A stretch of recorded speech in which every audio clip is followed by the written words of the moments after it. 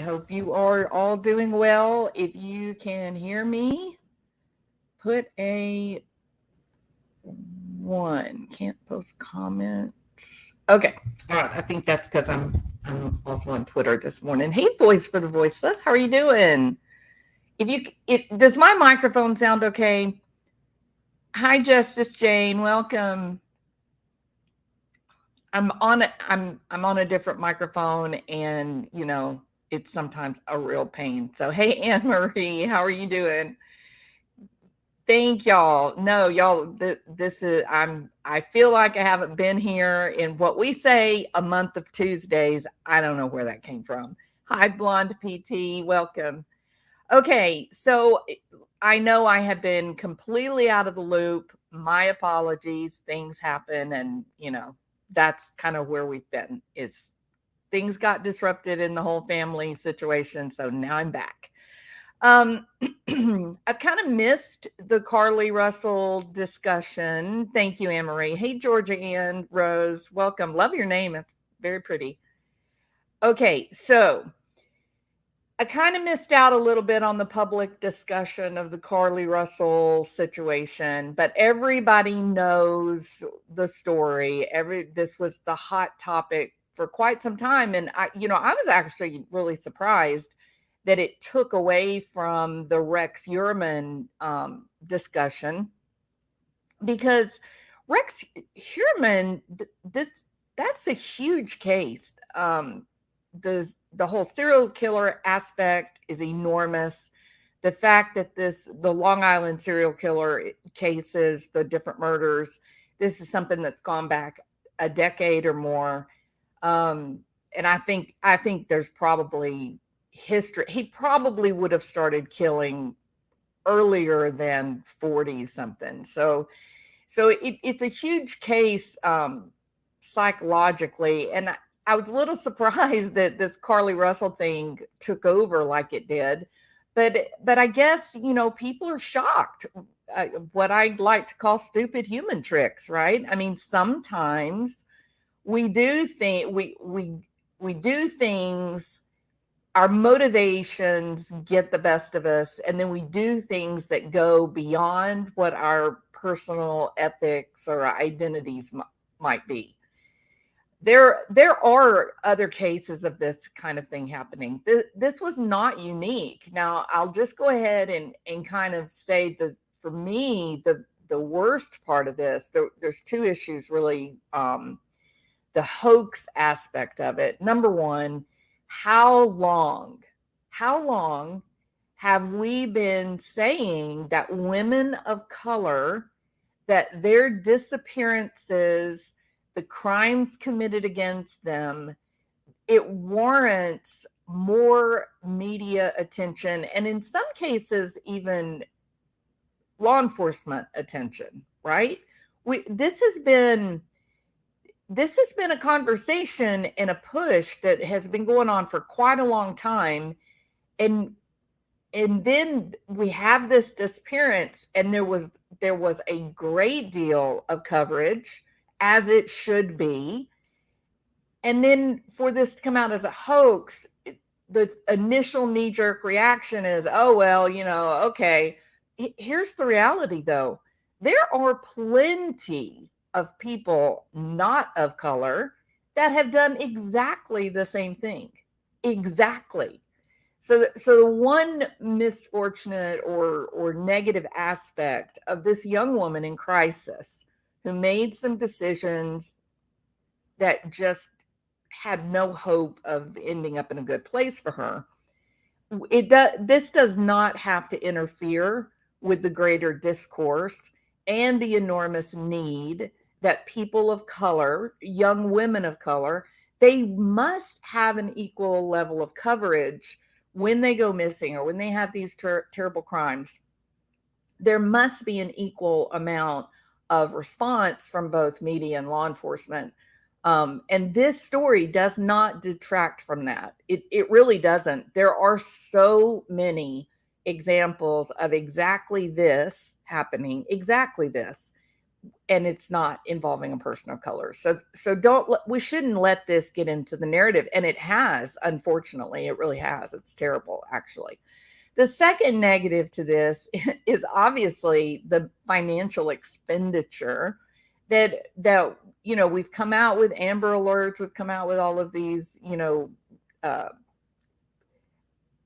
unified standard response when someone or something goes missing, that we have to, the cops have to respond in a certain way. And in this case, they came out in mass, as they should have, right? Now, unfortunately for this, promising young woman, I mean, she's in nursing school. She really was on the edge of, her life taking off. And now she's going to be dealing with this for quite a long time. She's going to be Carlee Russell for a long time. I'm talking about Carlee Russell, the public figure. So all the way around, it does end badly for Carlee. I know that there are a lot of people that are angry about the law enforcement, the financial expenditure. I recognize that. I don't spend an awful lot of time thinking about punitive, issues, especially in a situation like this where she's the only one that got hurt in this. She did not hurt others. Like in Lori Vallow case, they destroyed many, many people, both physically killed them, but also they caused trauma for many people. I mean, they were a whirlwind of criminal violence, right? So in that case, I was, I thought death penalty absolutely should have been on the table. But in things like this, I'm on the fence here for a couple of reasons. And hey, Hybrid Pisces, welcome. Good to see you. I'm on the fence about the punitive nature of this. In this particular case, I do believe that her parents have the financial means to pay back the money that the law enforcement and the city paid. And I do think that the money should be reimbursed. And here's the reason why: not as a punitive measure, not as punishment, but 100% for this reason. There will be another missing person. There will be another missing child. There will be another missing elderly person or young woman of color, if that's what you want to focus on. That will happen again. And the city, the law enforcement, they need that money in place so that they can launch the same large-scale reaction, right? Okay. I'm always wondering why people do things, especially crimes. Court TV used to have the attorney have a psychologist on to explain things, channel to understand better. Yes. So Anne-Marie, today we're going to kind of, I don't always do the whole psychology thing because I don't really want my channel to, be an extension of my career.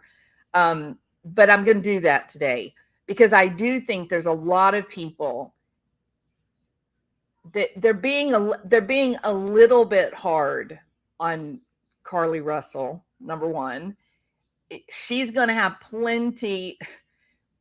Well, the people that steal toilet paper are the people that need to use the restroom. So, but I do think people have been very judgmental. I think there are genuinely people who are confused. They're just, why in the world would someone do something like this?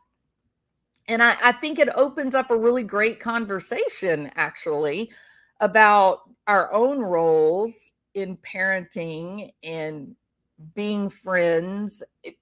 It opens our role. It opens up an important conversation for regular people and how their normal motivations can get them into just a dramatic problem.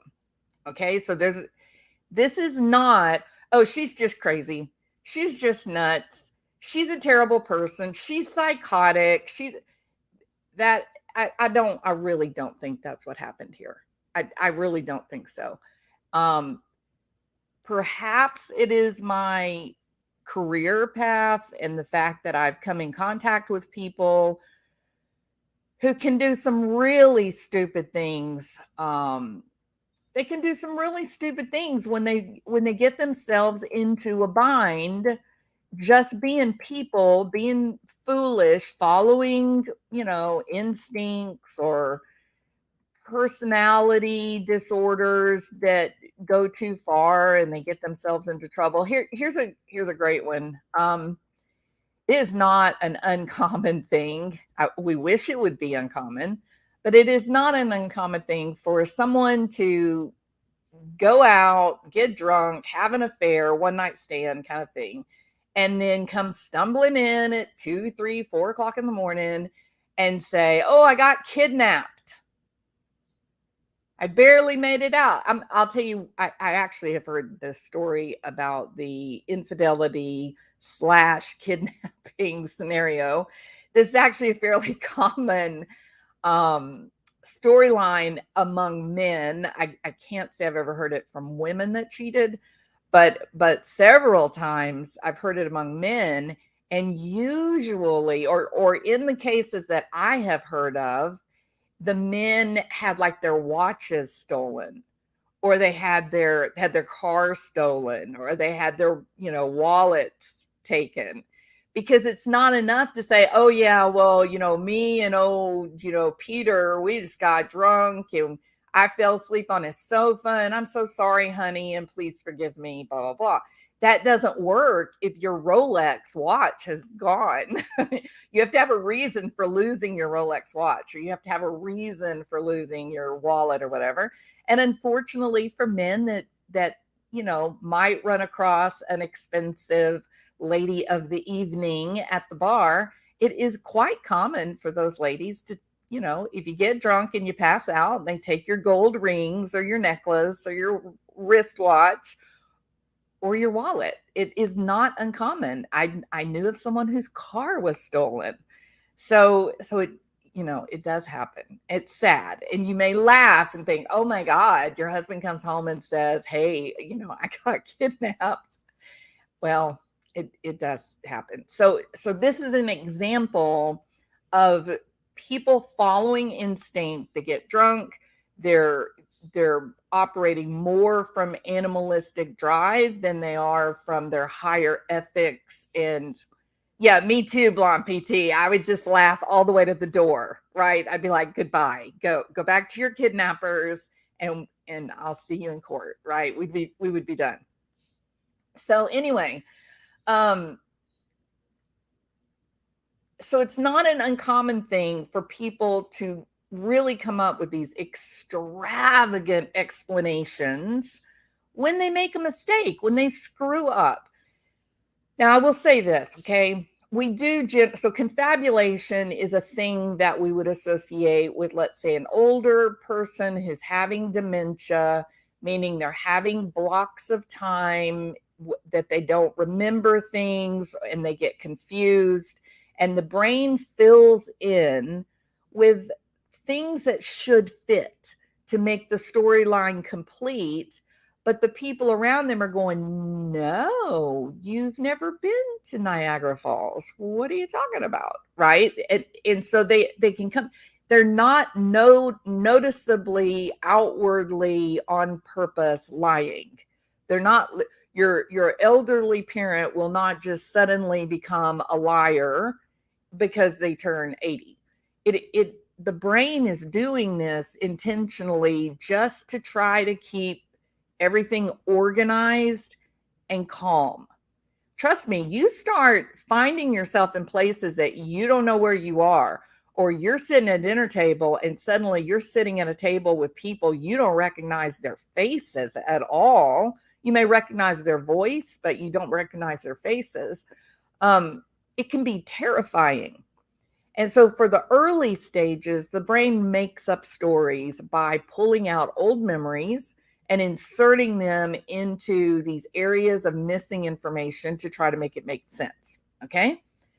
Now then, This is not confabulation in the actual psychiatric nomenclature would not typically involve a young person because you don't typically have young people with missing blocks of time. Now, if there's head injury, obviously it can happen. But she's 25-year-old. Is that right? 25, right?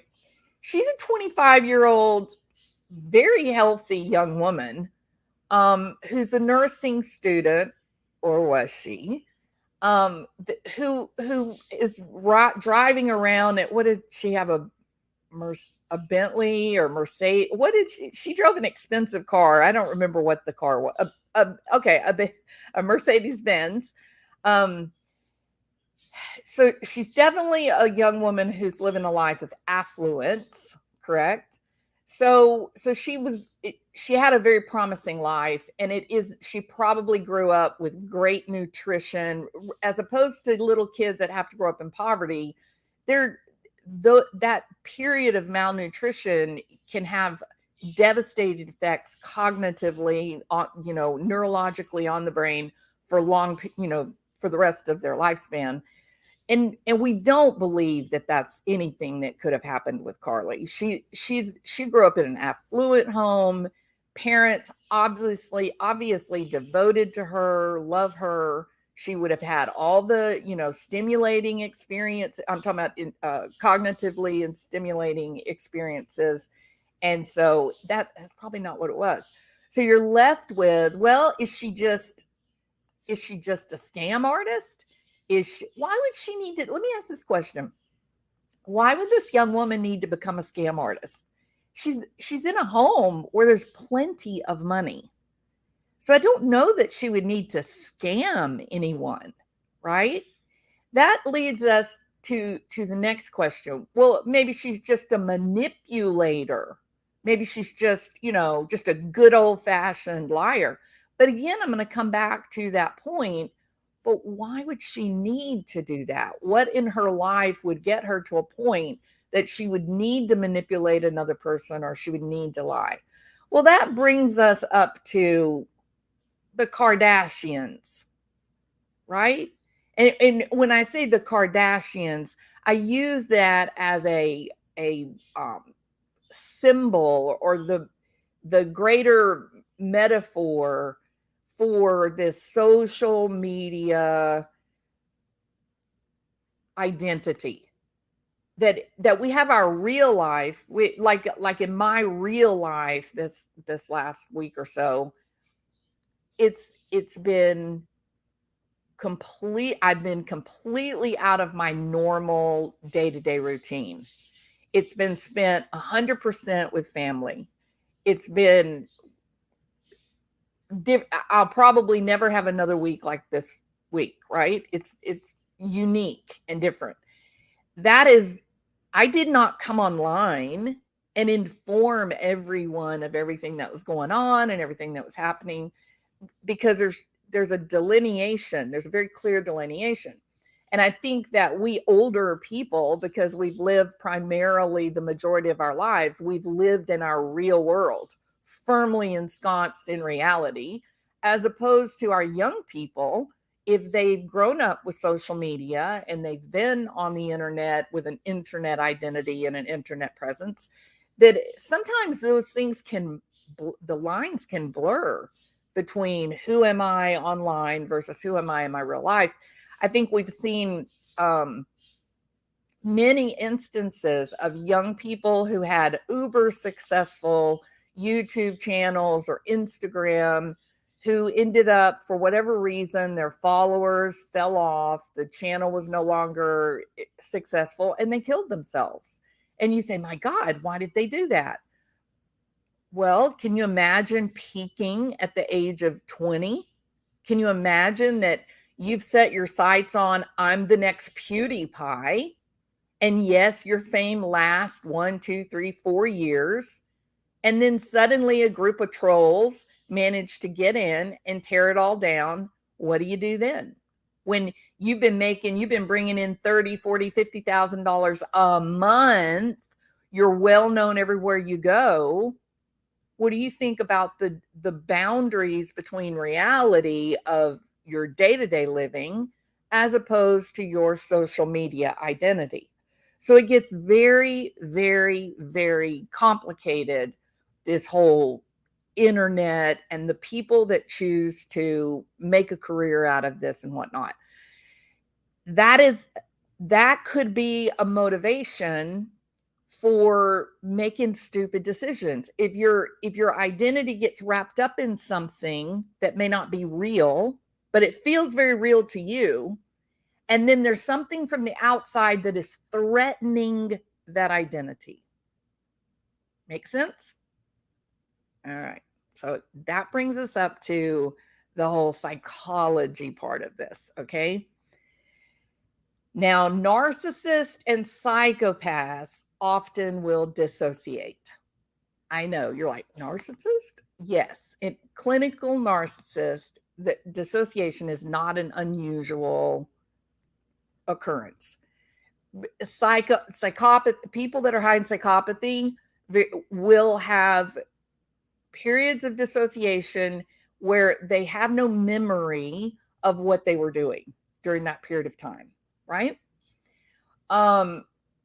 Sometimes people with extreme personality disorder will get a diagnosis of amnesia without making that connection. That is it really amnesia, or is it actually like a dissociative moment?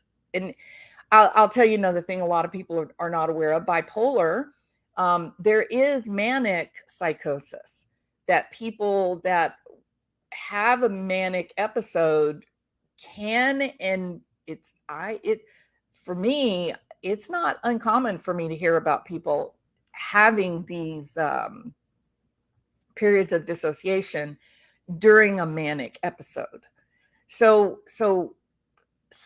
in psychiatry, narcissism, people high in psychopathy, bipolar, some borderline. If the person diagnosed with borderline personality disorder, if they are high in narcissism, then it is, we do hear these tales of dissociation. And so remember what I said about confabulation in like dementia or brain injury. The brain is not comfortable neurologically. We don't like to be disorganized. We don't like to feel out of control and like things are just like a pinball, machine where you've got a memory that's just bouncing around in your neurological system looking for a place to attach and reside. The brain doesn't like that. It's a highly organized structure physically, and then the machinations of how memory works and higher order cognition is far more complicated, and it requires organization for it to work. And so if there are large gaps of time, if there is missing information, the brain, without any help from me and you, the brain will fill in those missing spots. So with narcissists and psychopaths, we know that they do dissociate. They can sometimes get a diagnosis of amnesia. And this will result in a fictitious construct. Like they'll have beliefs or memories that are just false. It's just a fictional tale. We call it the false self. And so narcissists never experience reality directly, right? That's the whole engineering of the narcissist, is that, through early abuse and terrible experiences and whatnot, that they have to rebuild themselves. They have to reconstruct themselves so that they feel as if they can fit in with what they think is desirable. Sometimes this results in someone who becomes quite verbose, and they use, let's say, like medical terminology as if they have been through, medical school, or they, constantly tell people that what they're saying is wrong, and they correct them because they desire to be seen as the expert.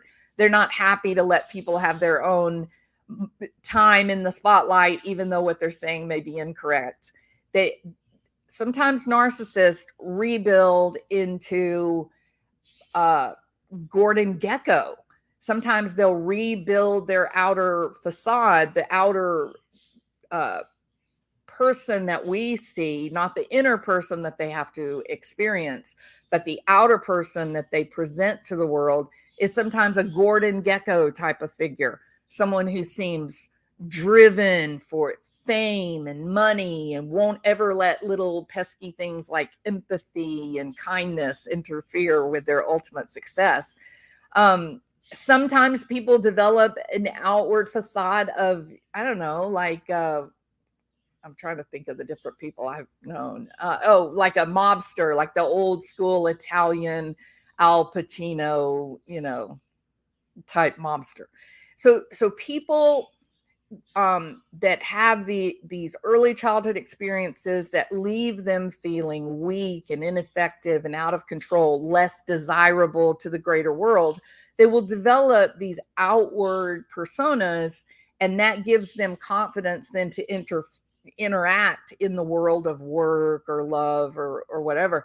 But make no mistake about it, when they get home and they're in the silence of their own mind, they're just like, man, I am a loser, right? That the reality of where they came from is too painful for them. It's too difficult. So depending on how large the gap between the authentic person and the constructed exterior, you can get some really weird, wonky behavior and lies to cover up. And we are seeing more of that with the growth of social media. It is very unhealthy for your kids to be on social media. I know that sounds, I'm not being judgmental. Kids, look, we got grown adults. Can we be honest here? We have grown adults that cannot manage the duality of an online presence with their real life persona. We have some people that are really grappling with reality merging with their online antics. I think I'll use the word antics. But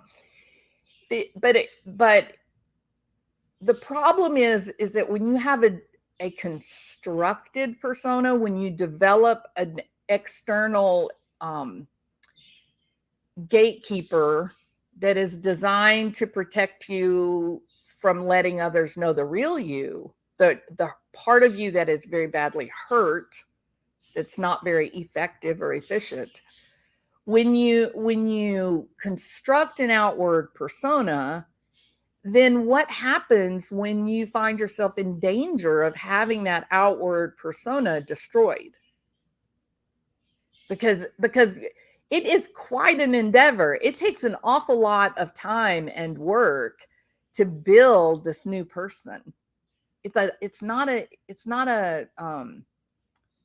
fun, easy moment, because make no mistake about it, especially in the cases of narcissists, some others, I'm not going to get into all the different conditions and how this concept plays out. But in the case of narcissists, this is a matter of survival for these people. They're not developing these alternate personas because it's fun. They're not like planning it out on a piece of paper and having fun. This is about survival for them. Some kids grow up in real life nightmares that you and I would not survive likely. So these personas that get built, they happen over time, and it's usually a protective layer. Very often you'll see this when you see people that come in and they're just overly confident and overly self-assured and quite verbose and speaking. Sometimes I'll run across people that quote different psychologists or researchers to me. So they've decided that they have a certain condition, and they research everything about it, and then they come in and tell you everything, and then you're like, well, why are you here?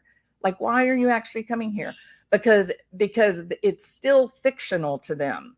They don't recognize that.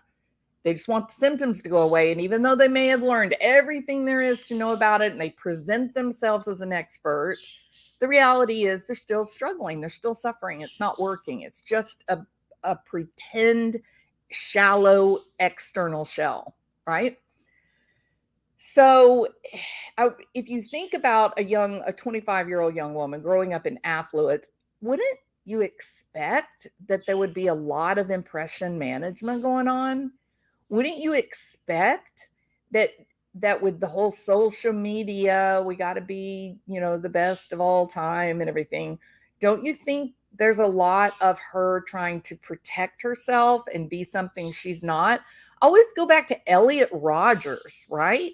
This kid was like the poster child for this phenomenon of narcissism and how it can go so bad and go off the chart. Chandler Halderson, do y'all remember Chandler killed his mom and dad?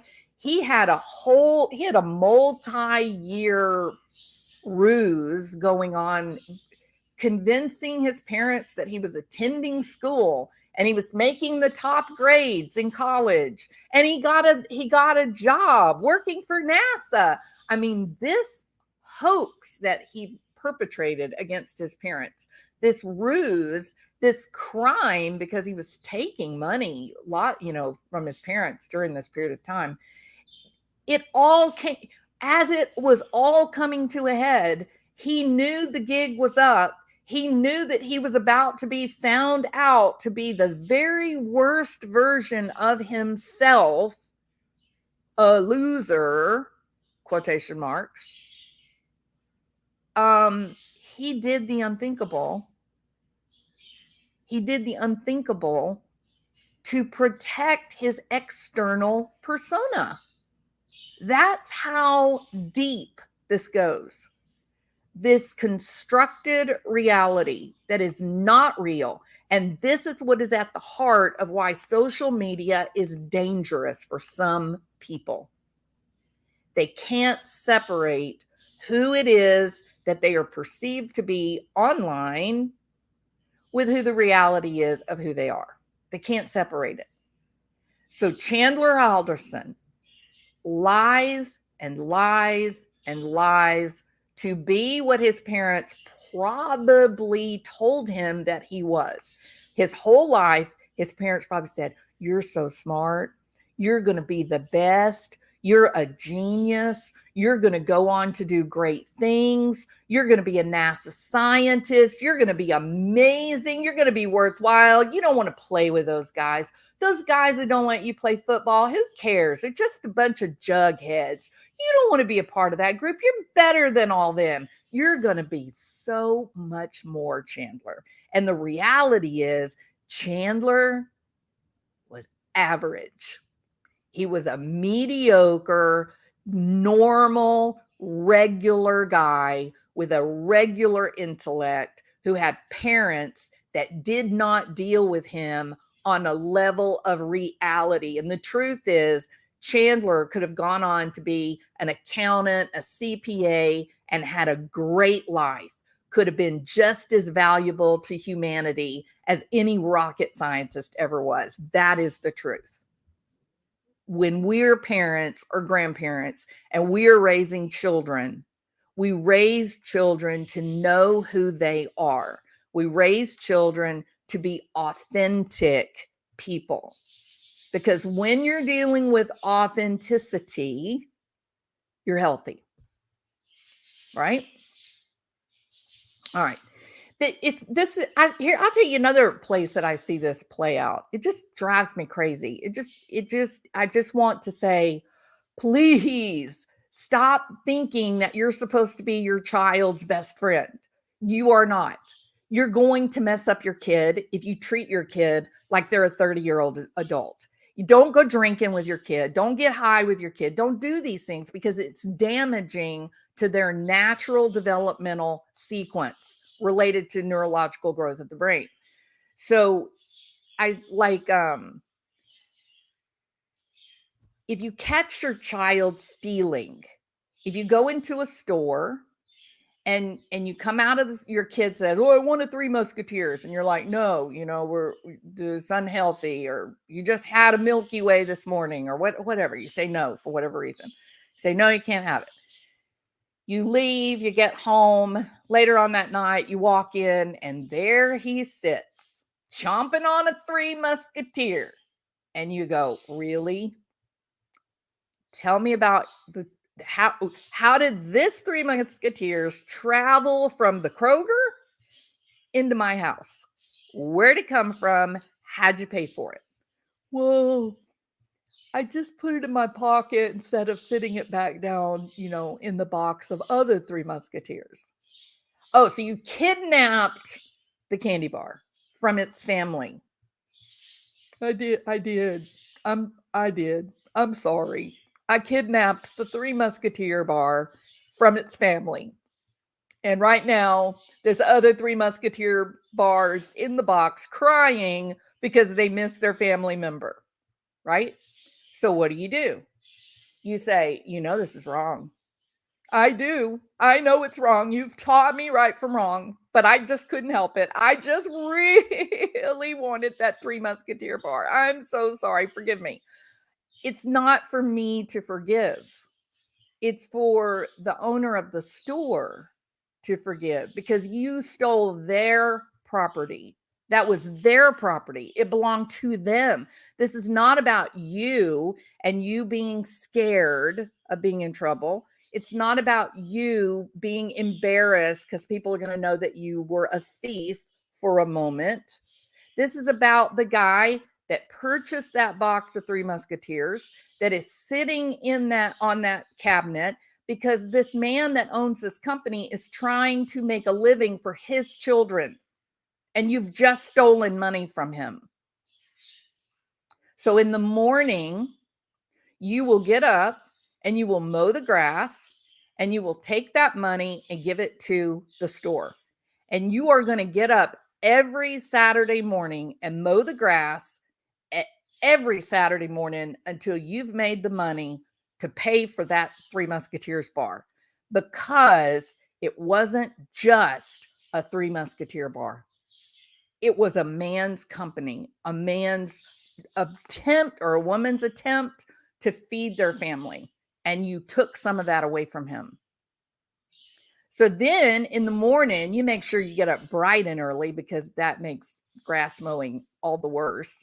And you get them out there mowing the grass. You stand there like you're, a little general watching, and then they mow. And then you keep saying to them, do you remember the taste of the Three Musketeer?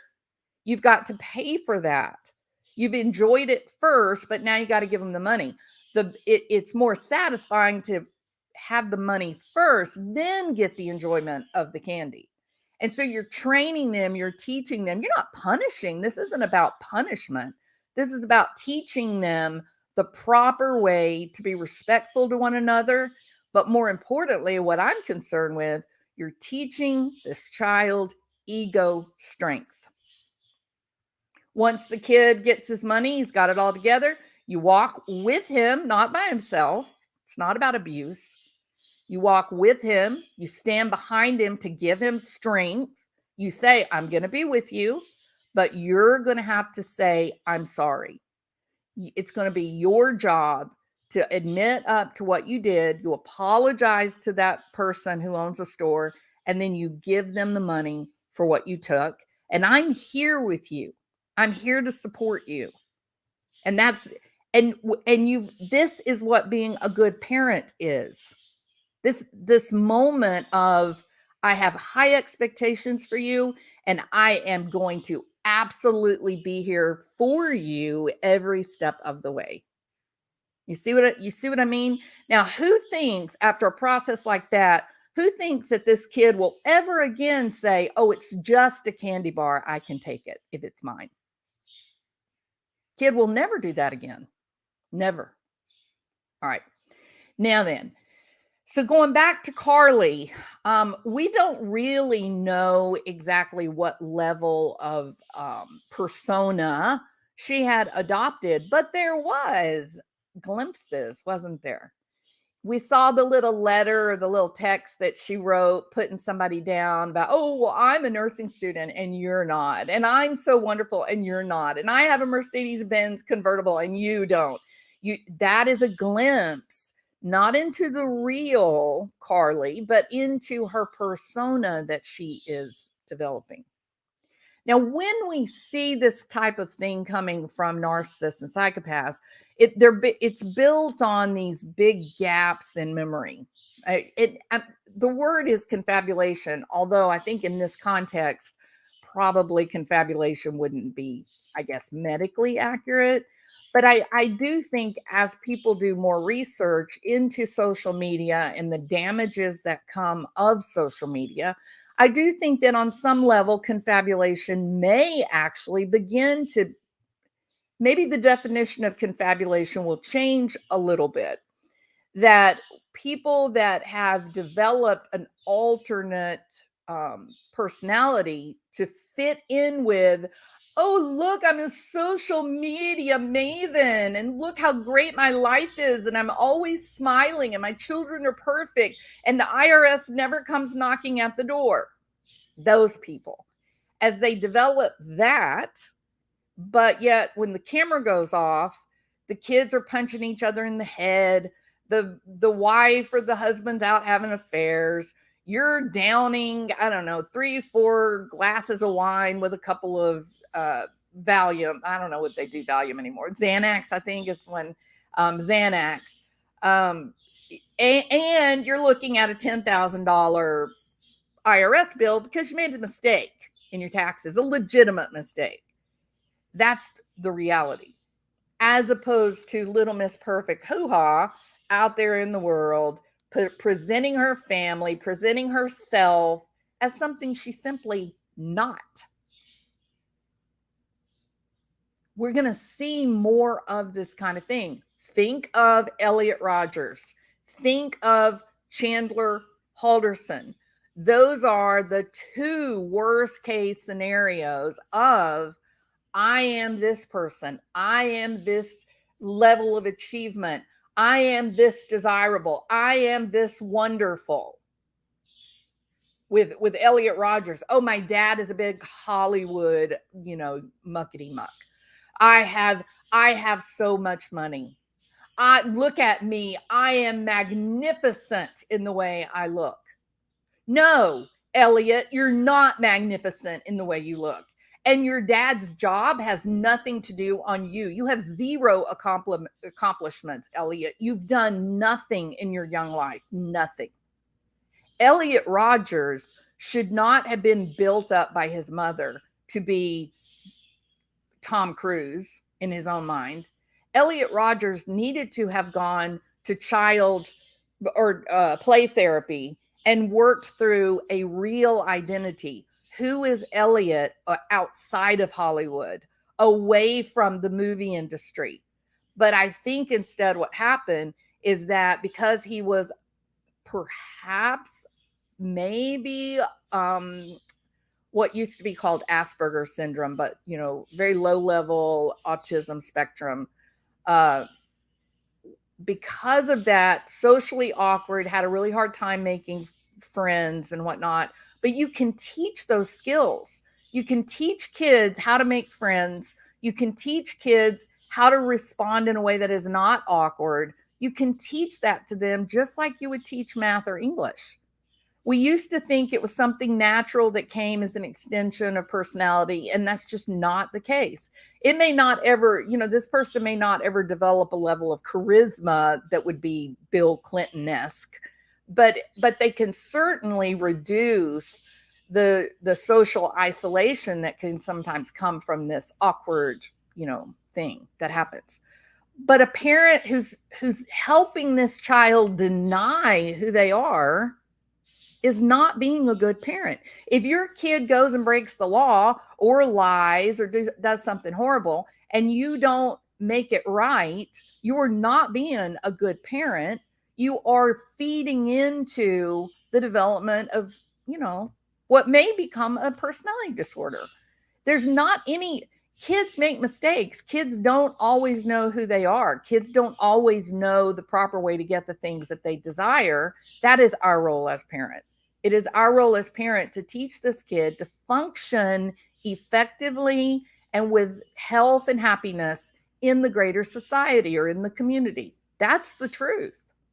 So we have to be very careful. If you're sitting around getting drunk with your child or getting high with your child, how in the world are you going to enforce limits and boundaries so this child doesn't develop a problem? We also know empirically that kids who start drinking before the age of 16, and then, yes, shockingly, before the age of 13, they have almost zero chance of ever getting sober. And that is the brain, the physical organ acclimating to the alcohol.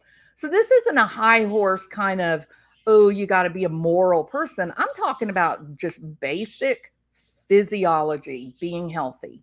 That's it. So I think with social media or affluence, our kids are in danger of developing this narcissistic type of facade. They're presenting themselves in a way that is not accurate. If you're a young, 15 years old, tootling around in a Bentley, you're going to have a problem. This is a child who is being set up to have a trouble later in life. Now, if the parent is having that child work to pay a note on their Bentley, then maybe not so bad, because they're seeing the connection between, I got to work hard and then there'll be some rewards. But parents that grow up, parents that work hard, they do have a lot of disposable income and such. We all love our kids and we all want them to be happy. And if you're a parent, you grew up with very little, suddenly you don't have any financial limitations of real size. It is very easy to say, yes, I will give that to you. Will this make you happy? Let's go.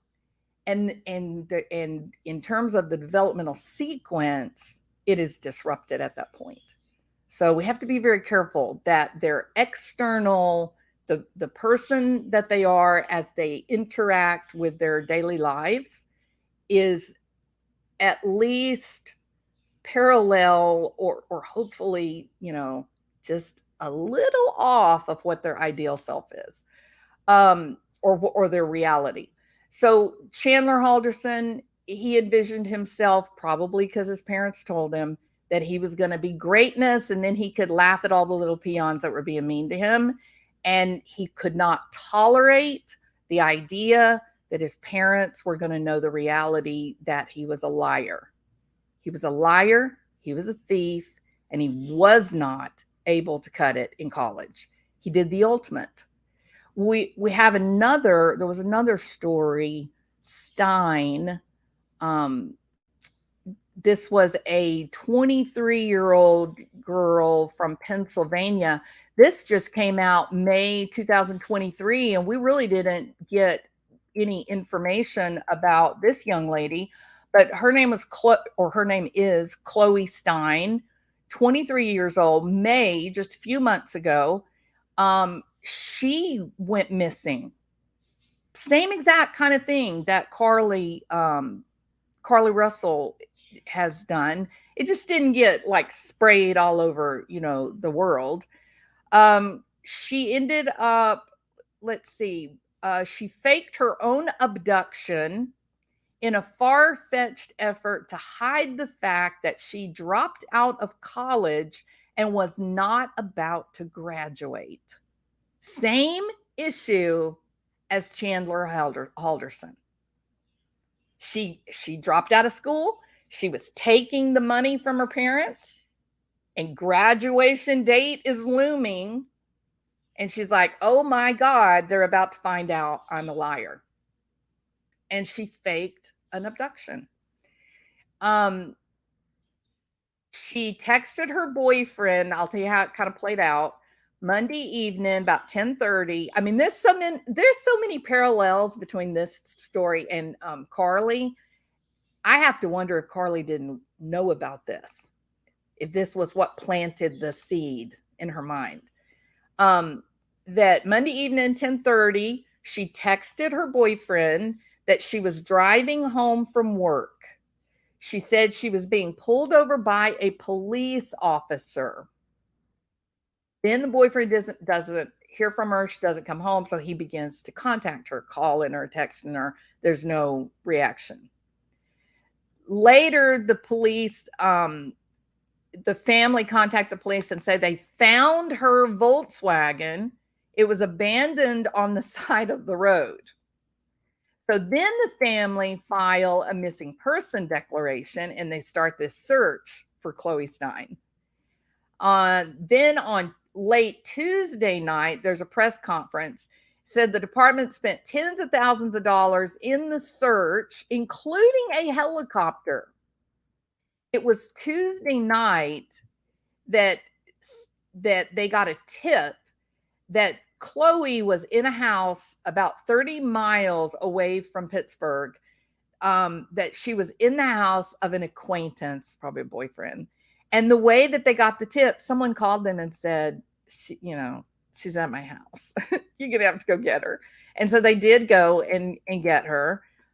She got charged. This also came out when it was announced that she was missing. They came out and they said that this missing girl, 23 years old, Chloe Stein, missing. She's a senior at Penn State University. Of course, Penn State runs a background, gathers all the information they can to try to give to the police, to help with the investigation. And they're like, we don't have a Chloe Stein registered at this college, and she hasn't been registered at this college for more than a year. So they knew something was up. When they came and they found Chloe at the house, she told them that she was pulled over. She was abducted by an unknown male who was posing as a police officer, that he had a firearm. He blindfolded her and took her to various locations in the area, not just one place, but moving her about to different locations. So this is such a similar storyline to what Carlee has told us. And this was just May of this year, right? So it's highly possible that she saw this story, that Carlee saw the story. And maybe that's how the development came back. That Carlee is dealing with a problem that she doesn't want to get out. She's got something to hide. Perhaps it's something that doesn't match with the external persona that she's presented. We've seen that she was communicating with some people in a very aggressive, like in self-defense. Well, I'm this great and you're nothing. Those are the words of someone who is hurt. That is not really an aggressor. That's really someone who's trying to protect themselves from perceived threat or perceived abandonment, perhaps. But for whatever reason, we could put all kinds of psychiatric diagnoses or whatever, but does that really aid in understanding? I think the understanding comes from this. She felt under threat. There was something that was about to be revealed, just like in Chandler Halderson case, just like in Chloe Stein. There's a million other these cases that I can quote to you. This is not an uncommon thing. It may not be something you've come across very often, but in dealing with people that are struggling with certain types of issues, it is very common for this to come out. It's not unusual. So for whatever we heard nursing. Maybe she got kicked out of her nursing program. Maybe she was just dropped out. Maybe I will tell you something that stood out to me that I thought, oh, that's that has a ring of truth to it, was when she said that they tied her up and they took photographs of her. Right? That was very random, very strange. And so I thought, okay, maybe there's about to be some photographs, some naked photographs that are about to come out. What do they call it? Revenge porn? Maybe there's some photographs, or about that. Maybe she had a what do you call it? Just fans. Maybe she had one of those types of accounts making money, and she got carried away one night and got naked. We don't know. And then in the light of day, the sober light of day, she goes, "Oh my God, everybody's going to find out about this. Oh my God, my boyfriend's going to find out I got naked in front of the camera. Oh my God, what did my parents find out? Oh my God, what am I going to do? What am I going to do? Oh, I know. I'll be the victim. I'll get kidnapped. I'll say they took these photographs of me without me being aware, without my knowledge, without my consent. And then everybody will feel bad for me. In fact, I might even get a Lifetime movie. That would be great. That would definitely help with my image management. You see what I mean? So whatever it was, whether she's hiding for the fact that she had, you know, failed in terms of academics, or it was trying to, impression management because of these photographs that she feared coming forward, which that is kind of having a ring of truth. Whatever the reason, what is sufficient to know to understand this is there was something that was about to be revealed, and she had to find a different explanation for it. Just like Chandler Halderson, just like Chloe Stein, Chandler couldn't figure out a way to lie his way out of it. His life was built on lies. It was a mountain or a cesspool of lies, and he couldn't figure out how to do it. And so he just eliminated, if they're not here, they can't be disappointed in me. If they're not here, they can't know, they'll never know what I did. If they're not here, I'll just continue to live in this house. I mean, there was a bit of, I can't say that the thought process was clean or clear. I mean, he had some significant problems with it, but that can often go with narcissism, psychopathy, some extreme issues related to borderline, perhaps some mania. There can be some clinical syndromes that this would come out, but this can happen with what we're talking about here. This can happen outside of the clinical realm. This can happen with just very good kids, or even people, just very good people that develop a persona that is just simply not accurate. And then when they're about to be revealed, they panic and they do something stupid. And I firmly believe that's what happened, that she had something that was about to happen, and she thought, once this comes out, I'm not going to be Carlee, the wealthy princess anymore. And I can't stand that, because if I'm not Carlee, the wealthy princess, then who am I? I don't want them to know that I'm a kid with dyslexia, or I'm a kid that failed the 3rd grade, or that I'm a kid who grew up with no friends. I don't want anyone to ever know that about me. I would rather be abducted and have naked photos taken of me than to be the person, oh, Carlee never had any friends. Right? Oh, it's real, Vicki. And we're seeing more of this type of thing with the rise of social media, and people that just fall into, they just get so immersed in their constructed reality that they lose touch with reality.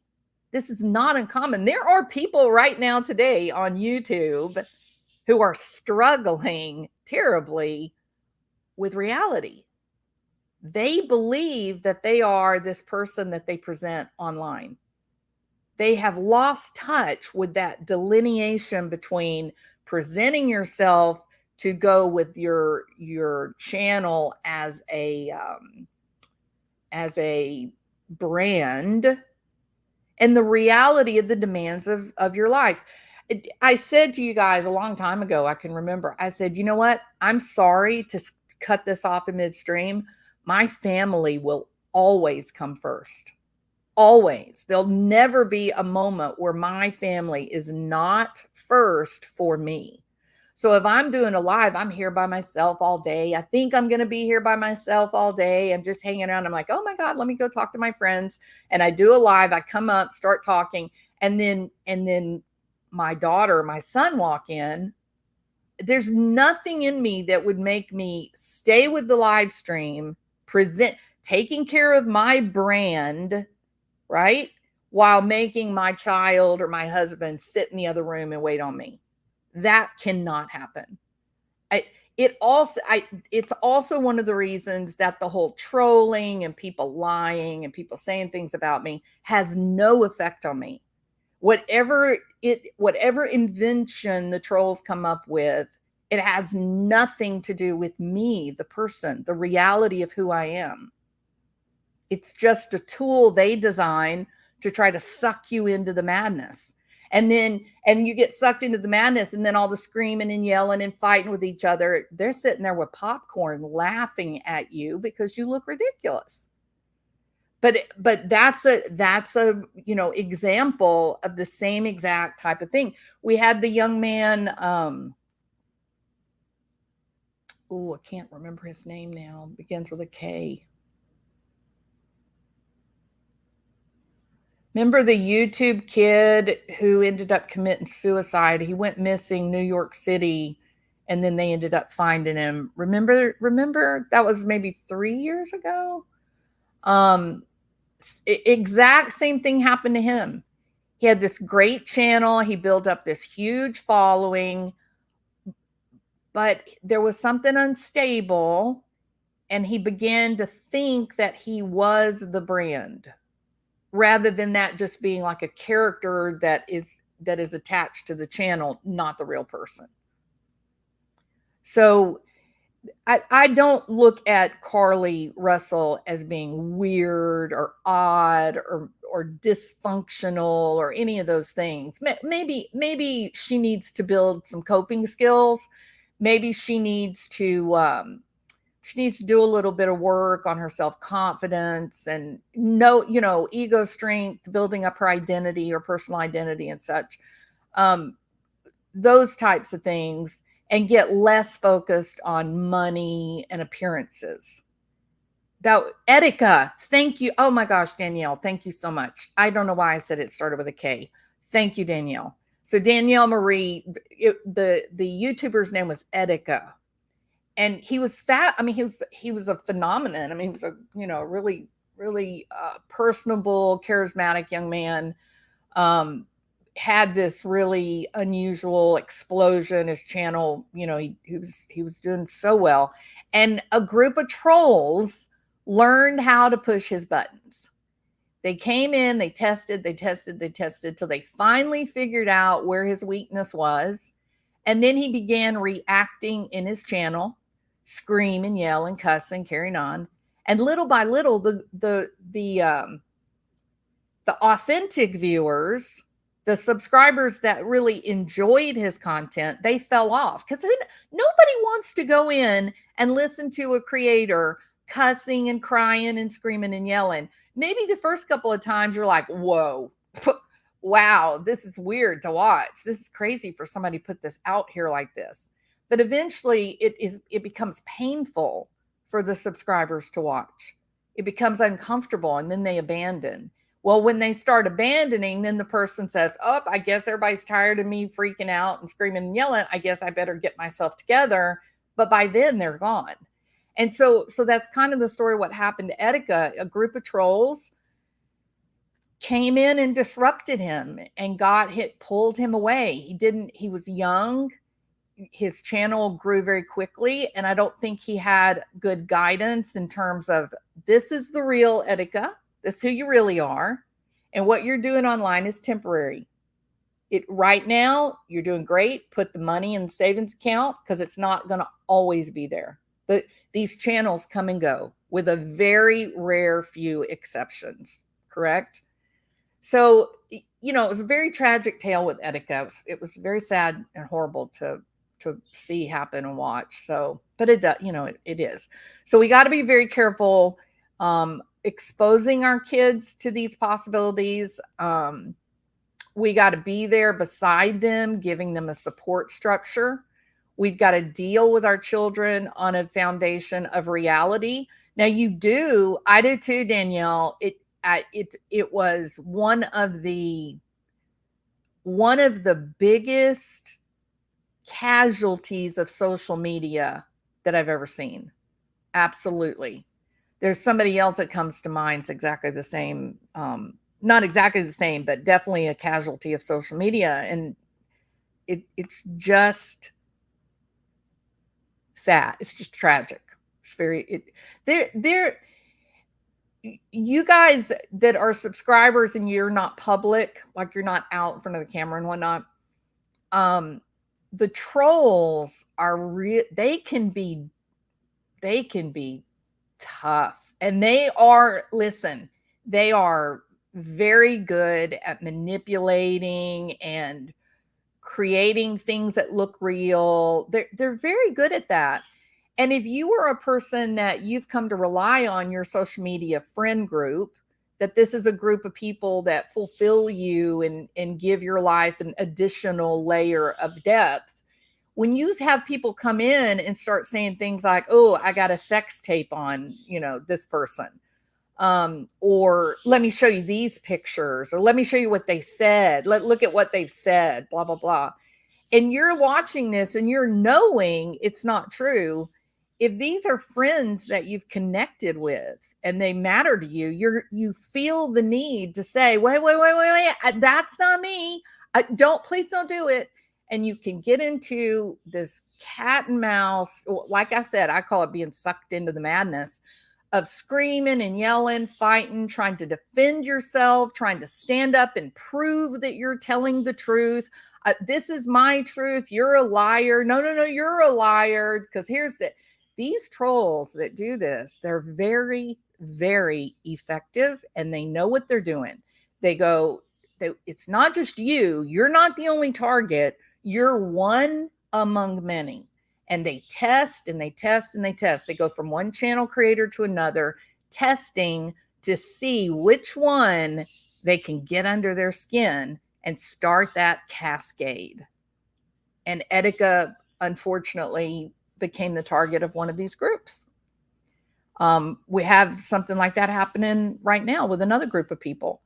There is one defense when it happens. You turn off all comments and you avoid even looking at anything they're saying about you.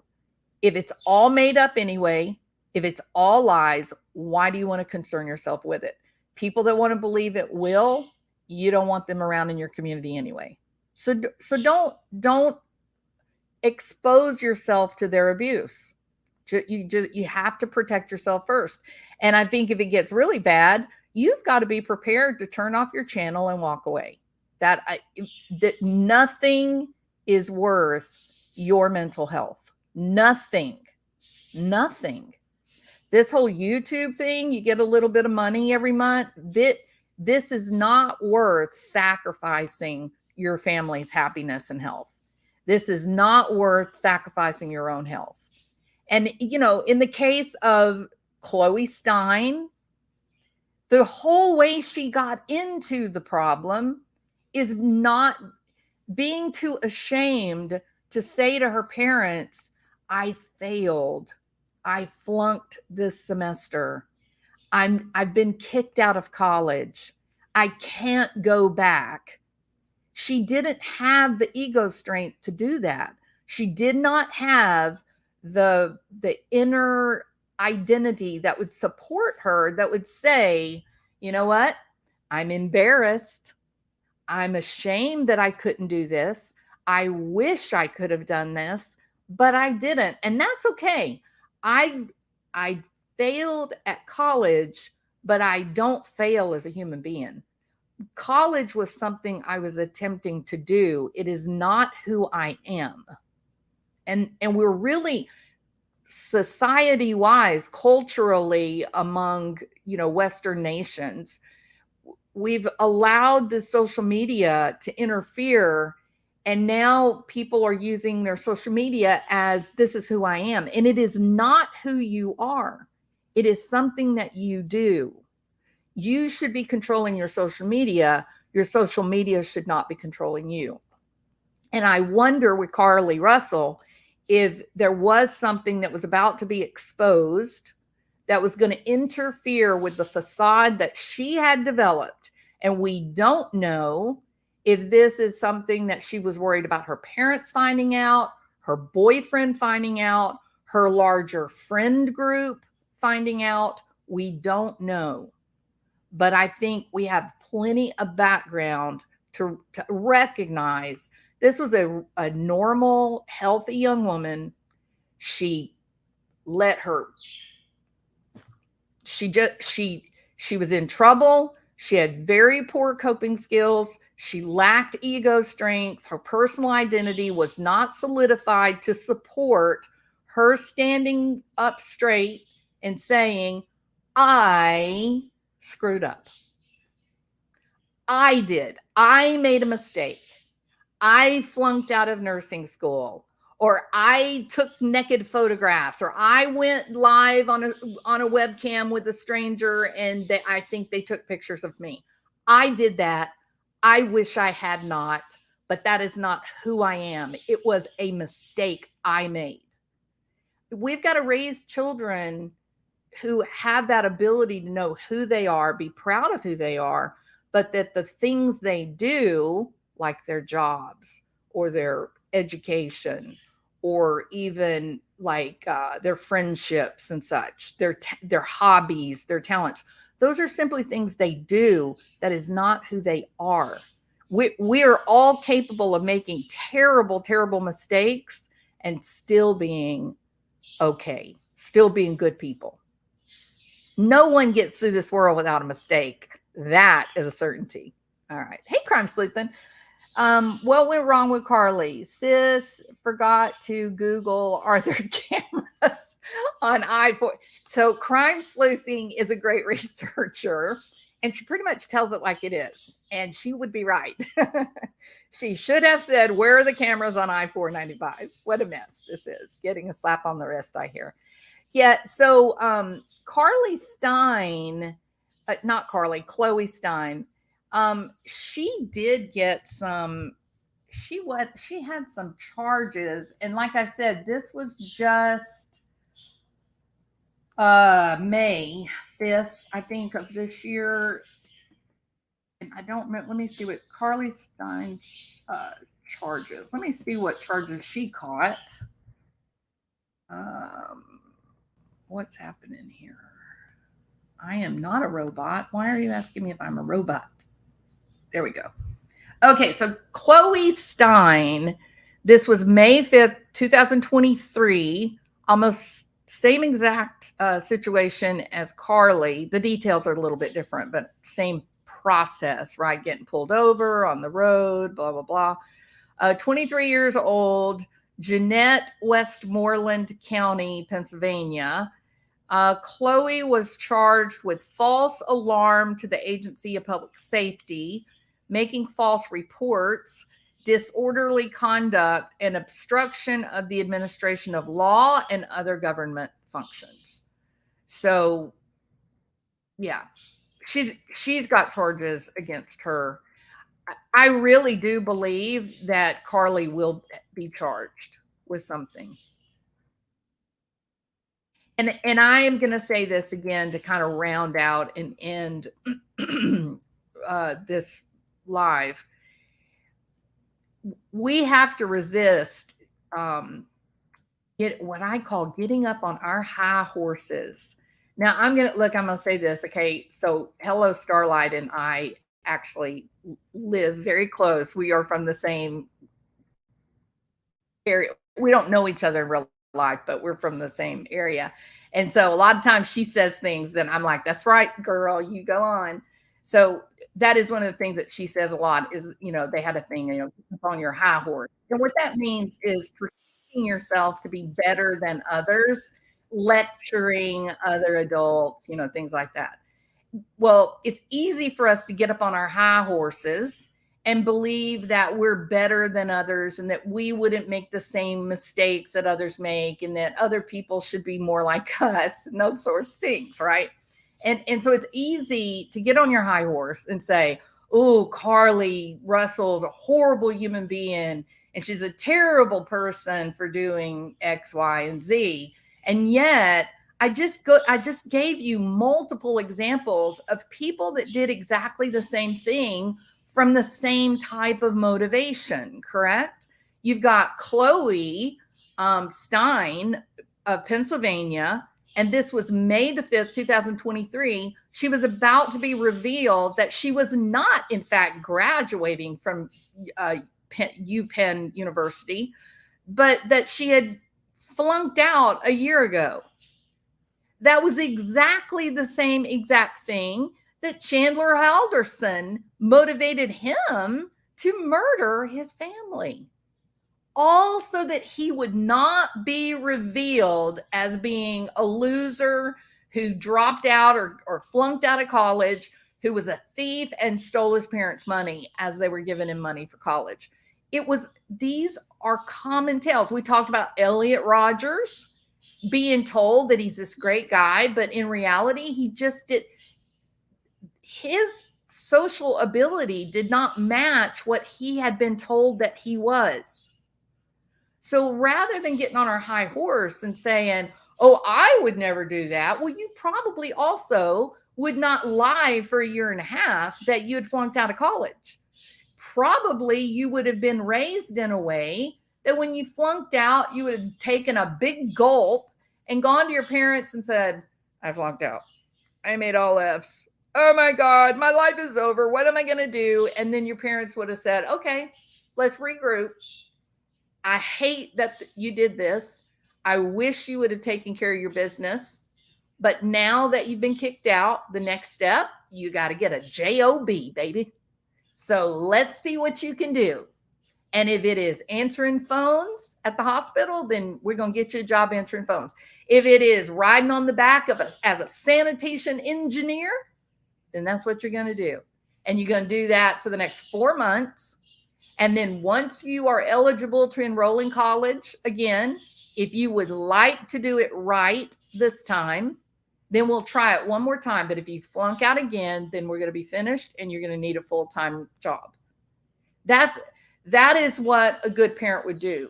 A good parent doesn't go, oh, that old mean old professor failed you. My poor baby. Well, let me tell you what I heard about that professor. I heard that professor was an alcoholic. I heard that professor has affairs and has been married 7 times and they're mean. And I heard that professor didn't even have a PhD. It is an alleged PhD and she is not even real. Don't you worry, baby. I'm so sorry that professor mistreated my baby. That is what you exactly do not do. You deal in reality. And if I fail out of college, then the next step is lick my wounds, gather myself and say, okay, I didn't do what I was supposed to do. Or I chose a field that was more difficult than what I could do, was neurologically capable of doing. And so I need another game plan. But I'm still a good person. I'm still a worthwhile, worthy human being. It doesn't take away from me being me. But we've got a whole nation of people, a whole world full of people that have lost sight of reality. They don't know who they are. They look at the Kardashians. Listen, we used to ask little kids, what do you want to be when you grow up? And you know what the number one answer was with little boys? I want to be a fireman, or I want to be a police officer. That was the number one in like 4th grade. That was the number one answer. And then for the girls, it was, I want to be a mother or I want to be a teacher. So they for the number one answer in fourth grade for girls was I want to be a teacher or I want to be a mother. And then the other for the boys, it was I want to be a football player, a fireman, or a police officer. Now, today, well, I think 2020 was last research. Now in 2020, you know what the number one answer is for girls? I want to be a Kardashian. You think that didn't knock the socks off of those researchers? You want to be a Kardashian? And that was the number one answer for girls. You want to be a Kardashian? What the hell is a Kardashian? Oh, well, a Kardashian is someone who does not look like a real human being, who wears bizarre clothes, and has a social media account. That is all they do. Very few people know that they actually had like retail clothing stores, right? So this is so out of touch with reality. No, nobody even knows what that means to be a Kardashian, other than I want to have my picture on the internet and be worshipped. That's what it really equates to. Now I'm going to ask you this. What Critters? Critter says they dress like hoes. Sometimes they dress like hoes. Sometimes they dress like outer space Mars. Sometimes they dress like Klaus Schwab. There's a freaky guy for you. All right. So, like the 11-year-old who did similar things, citing YouTube challenge, but she got arrested and a night or so in juvenile. Look, we've got some terrible stories out there about the effects of social media. For a while, there was this social media, was it TikTok challenge, where they would like pour rubbing alcohol on them and then light it on fire. Do you want to know how many kids were killed? Even worse than killed. You wonder how many kids had total body surface burns, 70, 80%, who will forever the rest of their life be disfigured, amputations, stuck in wheelchairs, forever on pain medication regimes. You guys have no idea how many young people were destroyed by the TikTok challenge. If you detect real anger in me, there's a reason for that. Because I know.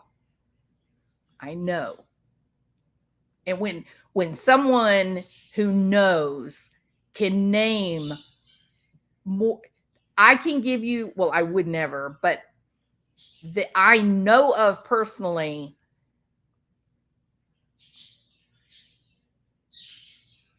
maybe about 8 that were true life and death situations, and at least 20 or 30 kids that it wasn't life or death. True. So the social media that you're exposing your children to has real ramifications, not pretend. You may think that this is all fun and games, that these kids are getting it, and it's not just kids, but your kids on social media, without you watching and being aware of everything they're doing, they are being damaged by this whole phenomenon. And maybe it's damage like Chandler Halderson or Chloe Stein or Carlee Russell, where they're just worrying about their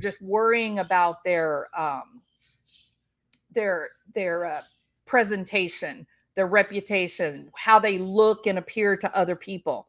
Whether it's that, or whether it's something stupid like, hey, let's see it, if you can down a cup of salt, you die from a heart attack. Or the whole cinnamon challenge. You remember that? Now they've got this new TikTok challenge where they're jumping off the back of boats that are going. Well, they're getting sucked up into the engine and getting cut up really bad. So that's the new medical joy that is being inundated, and the doctors and nurses are the ones that get stuck trying to care for these children that are suffering horrible. So social media is a weapon just like your smartphone. I'm telling you, the weirdest things have come out of TikTok. This whole NPC, oh my God, beep, bop, beep, yummy ice cream, yummy ice cream.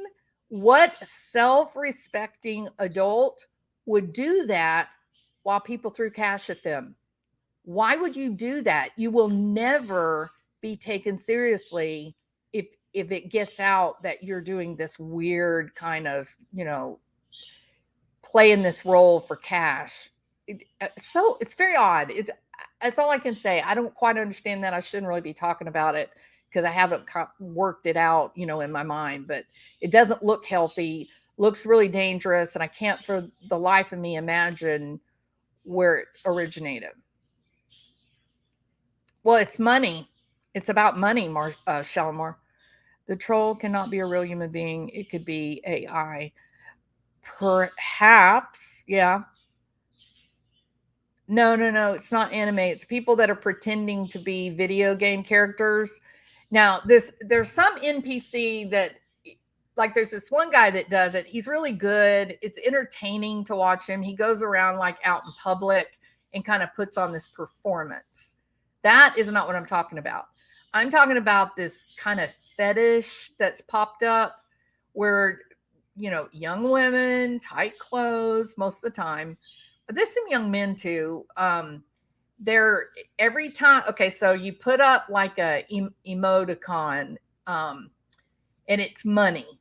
So, like, if you put up a strawberry, maybe that's worth 1 penny, or you put up a hot dog and that's worth a dime, or you put up an ice cream cone and that would be $1, right?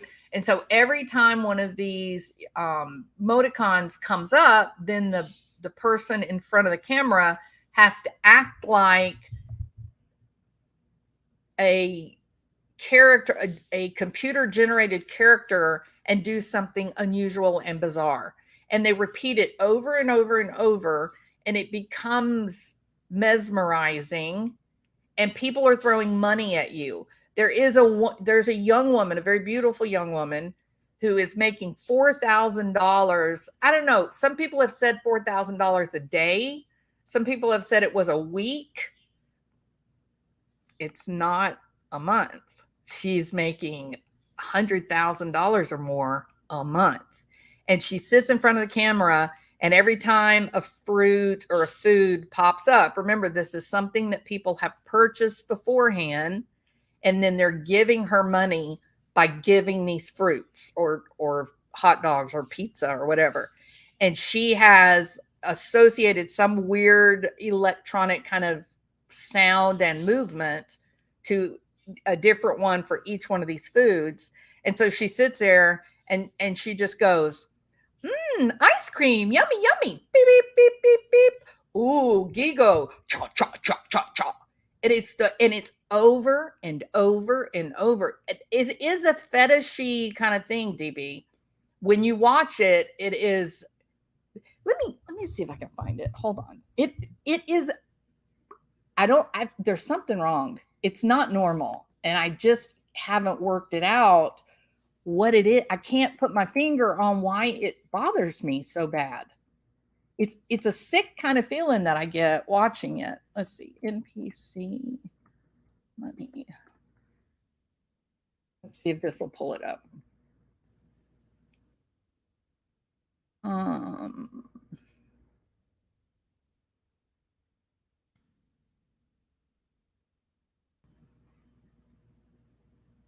okay, so let me see if this is the one. Just give me a second and I'll put this up on the screen.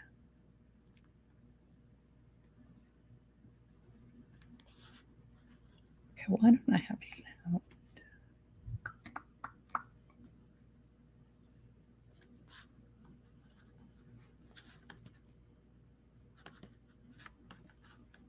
Maybe because video? Try a different headset. Maybe my headset. Hold on.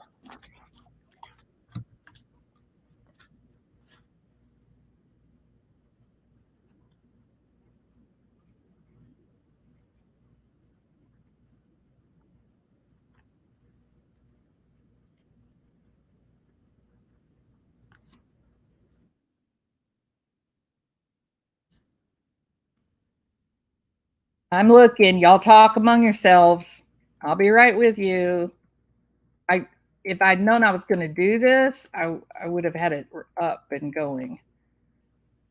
This is the lady who's said to be making $4,000 a day.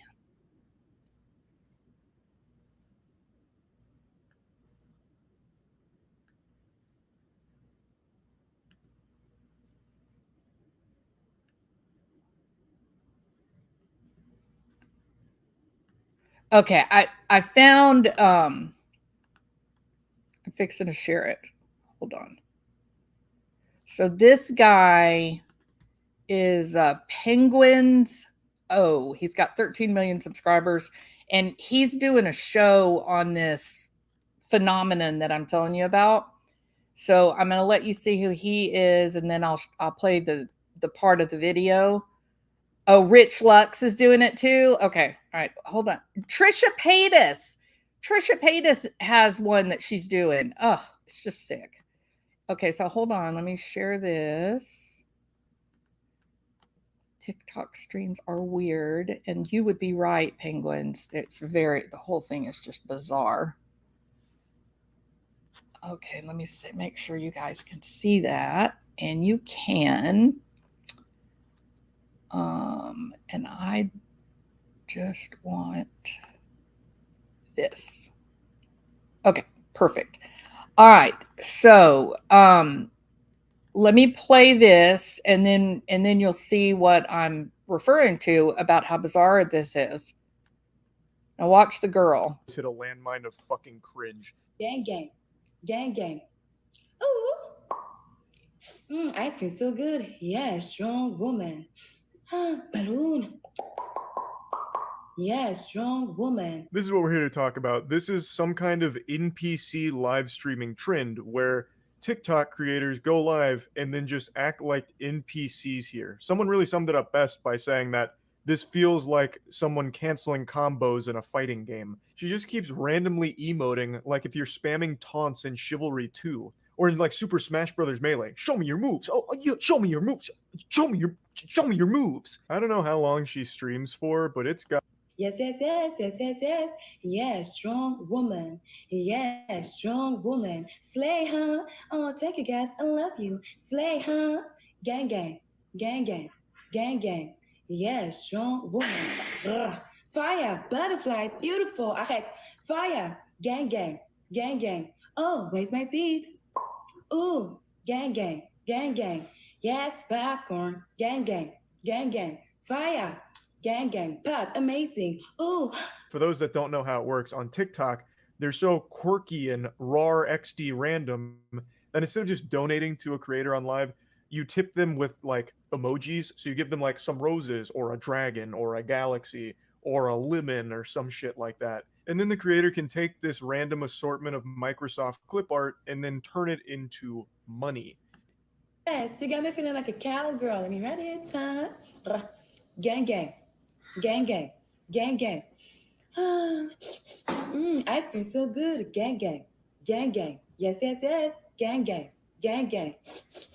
Ice cream so good. Oh, take it, Ian. You got me feeling like a queen. Okay, so that gives you an idea of how bizarre this is. It just doesn't get any stranger, right? So it is a Heavenly Clouds. I'm with you, Heavenly. That is annoying. However, how annoyed are you to find out that this girl is making, I don't remember if it was $4,000 a day or if it's $4,000 a week. I think it must have been a day because they're saying that she's making more than $100,000 a month. A month. Just sitting there. And she does it for hours and hours and hours. So there are other people that are trying to do it. They're not as good as she is, but they're trying. Trisha Paytas did it. It's very strange. So I'm still working it out in my mind. I'm talking about psychologically. I know why she's doing it. She's doing it because of the money, right? She's doing it for the money. She's making bank. But my question is, who are these people paying for this?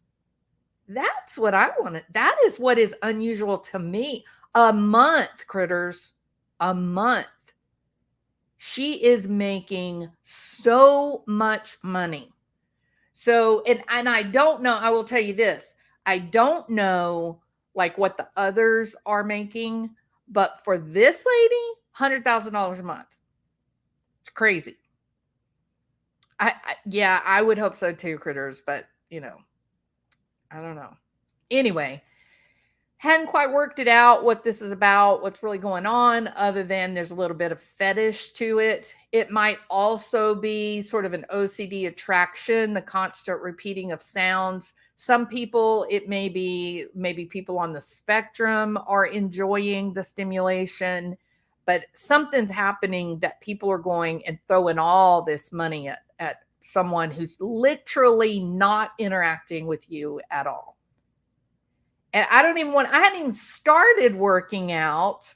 Haven't even started working out what it's doing to her in terms of her internal thoughts, to be repeating these very just sensory, very slight movement, doing that for hours and hours. What's happening in her brain when she does that? I mean, it's got to be some level of hypnosis, like a self-hypnotic kind of state that she's in. Yeah, there was one video that showed where somebody entered the room and she screamed at them, where it would have been just effective to turn, acknowledge them, and then go directly back to the screen. That would have been fine. But her reaction sent the message that no, she was in a different place. And it would have to be to sit and do this for hours and hours and hours. Right, Heavenly? It is, there's something wrong. Yeah. I'm going to agree with Heavenly Clouds. Yeah. It was her child that came in the room. Yeah, big ups. So that there have been people that have said it's like a fetish, that most of those that you see that are doing this particular game are kind of, sharing their personal wares, using what God gave them, right? So, but there's no STDs in this, so that's a plus. Jules will not be getting her gang on. No, this is something that you'll never see, big ups. No, doesn't. Jules has no gang. To me, you can use this method for torturing people. Ouch. Rich did a drama video. I put up the link. Let's see what that is. I'm going to have to edit this video. The money is the STD. Oh, I like the analogy, big ups, or the metaphor. I like that. I do think that this, if anything, this does, it gives form. It's a symbol of just how bad our culture has gotten in the quest for the almighty dollar. This is bad. Like this is unhealthy. There are some men that are doing it, Blonde PT. This lady, this is the one that everybody's showing, because she just goes into this altered state. And she sits there and does this for hours upon hours upon hours. And people can say, why is she doing this? It's unhealthy. Well, she's doing this because she's making $100,000 a month. First of all, that's why she's doing it. But the bigger question, why is everyone giving her all those things? What is it that's causing people to give their money to this bizarre type of behavior? It's crazy. Yeah, she like pretends like she's eating cereal or a strawberry or something. Yeah. All right. So I think I'm going to save the Rich Lux. Shalimar, can you put the link up one more time? And then I'm going to end this live so I don't have to edit it. I'm going to end this live. I'm going to go over and watch Rich Lux, and then I'll come back and do another video. Wait till you see her freak out at folks yelling because they criticize her yelling at her child and lying about her age. That's got to be a psychological rabbit hole. Completely. I hadn't worked it out, Blonde. This very strange, but so far I haven't led to one positive thing other than she is in fact making a great deal of money. But at some, I can make a lot of money being a hitman. Can we agree with that? You can make a lot of money being a drug dealer, but people have limits. Like, people have limits what they're willing to do for that cash. Porn star, big ups, could make a ton of money being a porn star. So people set limits for themselves, and they don't do those types of things that are damaging and unhealthy and whatnot.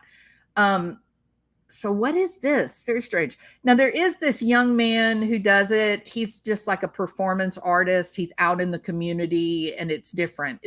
He's not getting these emoticons and getting money and all that. That's not what he's doing. So I'm not against the NPC phenomena, and I think it's just artistic, self-expression kind of thing, and that's not a big deal. This, though, this is odd. This is very odd, and it's so Asian.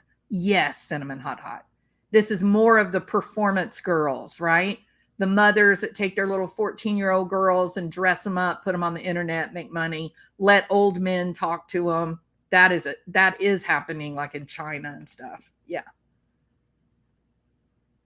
Why can't people be normal, Elma? That is the biggest question that I have. No, I'm kidding. We don't all want to be. We all need to have our own little bit of crazy, because that's what makes life interesting. But there's a difference between being a little quirky, unique, charismatic. There's a difference between that and just being damaging and out of control.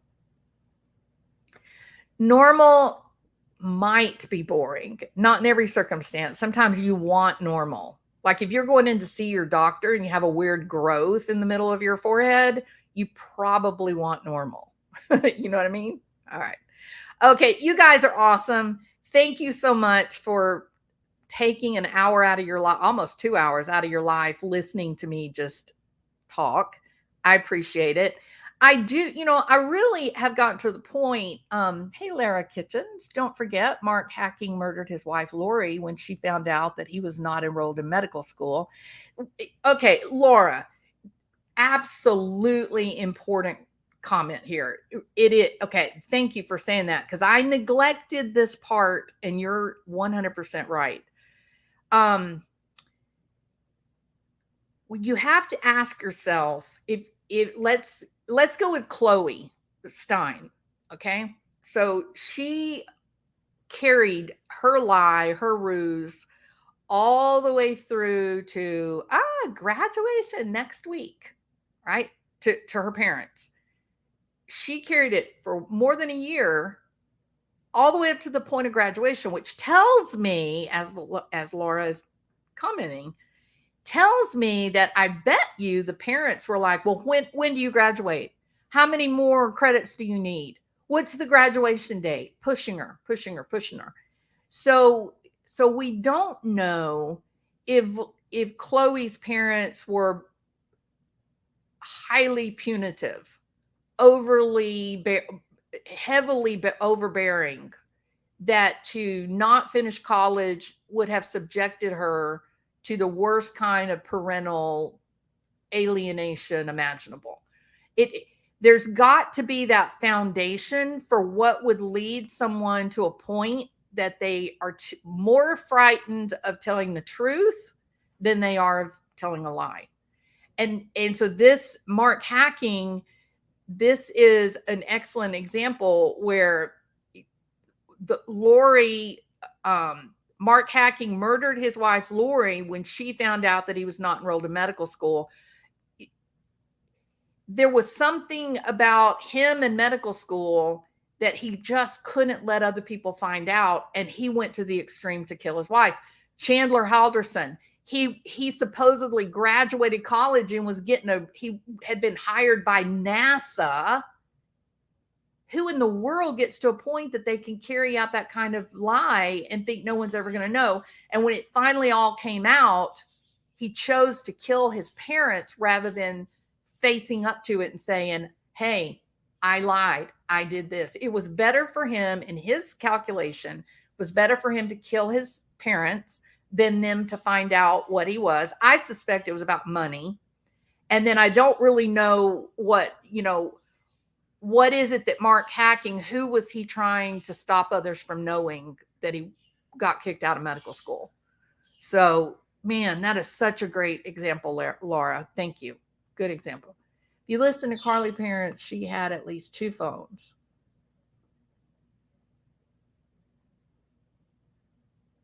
Well, but money is also perceived, not so much evil spirit, but money is also perceived as a safety to keep you safe, to keep the wolf away from the door. So sometimes people look at money as, but judging by the length of her fingernails, it may not be the wolf she's worried about. She may just love money. So she had left the one phone she called 911 on. So hers was planned, right? She had a planned ruse.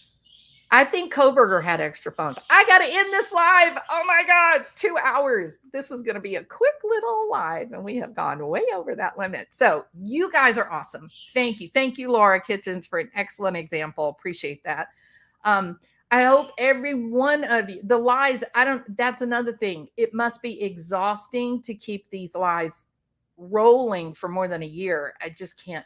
One would think too, maybe there's a little bit of psychopathy there, that they're able to tell these huge lies and keep them going for so long, right? So, yeah, it's very people are fascinating. These are not bad, evil people. Well, I mean, probably Mark hacking is, and we know Chandler is. So, but people like Chloe or Carlee, they didn't hurt another person; they hurt themselves. But it's got to be, tough. All right, I got to go. Speaking about healthy boundaries, I got to go. Y'all are awesome. I appreciate you taking nearly 2 hours out of your life just to hang out with me. Thank you so much. And I'll be back.